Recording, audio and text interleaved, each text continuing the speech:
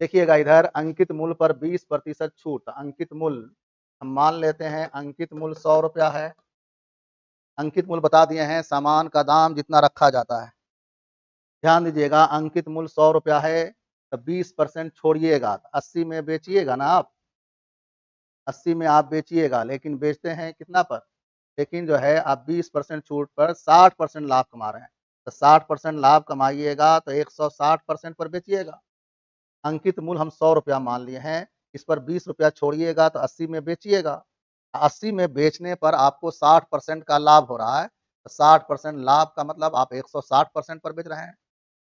Total बराबर total आपको पढ़ाया गया है ना, 60% प्रॉफिट ले रहे हैं, इसका मतलब 160% पर आप बेच रहे हैं, लेकिन बेच रहे हैं 80 रुपया में। टोटल बराबर टोटल, एसपी बराबर एसपी। ये एमपी था, 100 रुपया दाम था, 20 रुपया आप छोड़ दिए थे, तो 80 रुपया में बेच रहे हैं। 80 रुपया में बेचकर आप 60% का लाभ कमा रहे हैं। 160% बराबर 80, तो 100% बराबर सीपी निकल जाएगा। देखिए ऐसे लिख के काट सकते हैं, 80/160 गुना 100, 50 रुपया निकल गया सीपी। देखिए तो इधर अंकित मूल्य कितना है, 100 रुपया है। इस पर 20% छूट देगा तो 80 में वो बेच रहा है, लेकिन 80 में बेचने पर उसको 60% का लाभ हो रहा है, तो 160% पर बेच रहा है। एसपी बराबर एसपी कर लिए तो 100% सीपी हो गया।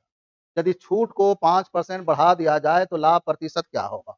अब ध्यान दीजिए, छूट पहले कितना देते थे, 20 रुपया। यहाँ देखिए सब लोग, यहाँ देखिए हम लिख देते हैं SP1। अब कह रहा है छूट को 5% बढ़ा देंगे, तो पहले आप कितना छोड़ते थे, 20 छोड़ते थे, 5% बढ़ा दीजिएगा तो 25 छोड़िएगा, तो SP2 निकल जाएगा।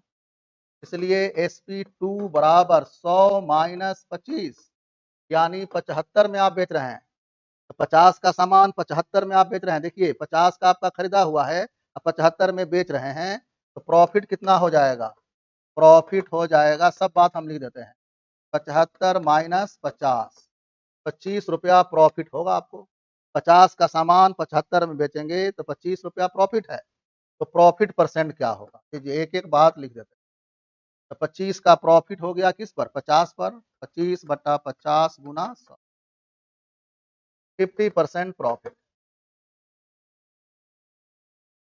यही आंसर हुआ।